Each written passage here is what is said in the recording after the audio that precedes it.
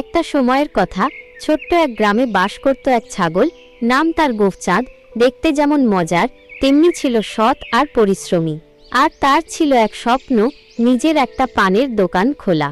অনেক পরিশ্রম করে নিজের শিং দিয়ে কাঠ টেনে, দাঁত দিয়ে পাতা কেটে শেষমেশ বানিয়ে ফেলল একটা ছোট্ট কিন্তু ঝকঝকে পানের দোকান, গোফচাঁদের পান ঘর। সততার সঙ্গে ব্যবসা করব, কোনোদিন অসৎ হব না, সবাইকে খুশি করব ভালো পান দিয়ে। দোকান খুলতেই গ্রামে হইচই পড়ে গেল। বানর মিঠুলাল এসে একটা মিষ্টি পান খেলো, ভালুক ভোলানাথ খেলো বরফি পান। ওহো, কি মিষ্টি পান, এমন স্বাদ কোথাও পাইনি। দাঁত ভিজে গেল আনন্দে। গোফচাঁদ, তুই তো চমৎকার। একসময় দোকান এতটাই জমে উঠল যে আশপাশের বনে থেকেও পশু পাখিরা এসে পান খেতে লাগলো। তবে সুখ বেশিদিন স্থায়ী হয় না।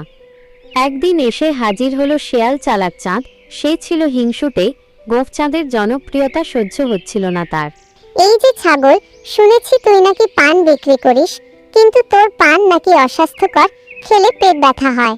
সাথে সাথে চারপাশে গুঞ্জন শুরু হয়ে গেল। বানর, ভালুক, কাঠবিড়ালি সবাই চমকে উঠল। সত্যি নাকি? আমি তো কালকেই 3টা পান খেয়েছি। আমার একটু গলা খুশখুশ করছে, এটা কি পানির কারণে? তদন্ত শুরু হলো। গ্রামের সবচেয়ে বুদ্ধিমান প্রাণী পেঁচা পণ্ডিতকে দায়িত্ব দেওয়া হলো। সে তার সহকারী খরগোশ ও কাককে নিয়ে শুরু করলো খোঁজ। আমরা সব খুঁটিয়ে দেখব, যদি গোফচাঁদ দোষী হয় শাস্তি হবেই, আর যদি সৎ হয় তবে শিয়ালের মুখোশ খুলে যাবে। তারা গোফচাঁদের দোকানে এসে পানের সব উপকরণ পরীক্ষা করল। পাতি, চুন, সুপারি, মিঠা সবই ছিল খাঁটি ও পরিষ্কারভাবে রাখা। এক ফোঁটাও নোংরা নেই, বরং খুবই যত্ন সহকারে রাখা। আমি দেখেছি ও প্রতিদিন সকালেই ঝাঁট দেয়, জল ছিটায়।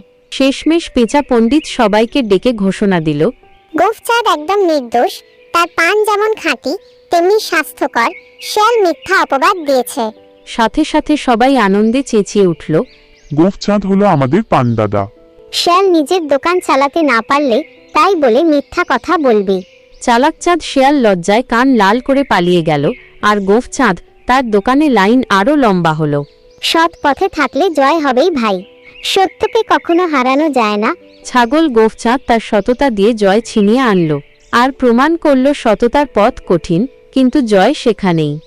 এই গল্প থেকে শিখলাম যে কোনো ব্যবসা বা জীবনে সততা সবচেয়ে বড় সম্পদ। মিথ্যার পথ অস্থায়ী, কিন্তু সত্য চিরস্থায়ী। এমন আরও সুন্দর নৈতিক গল্পের জন্য সাবস্ক্রাইব করুন।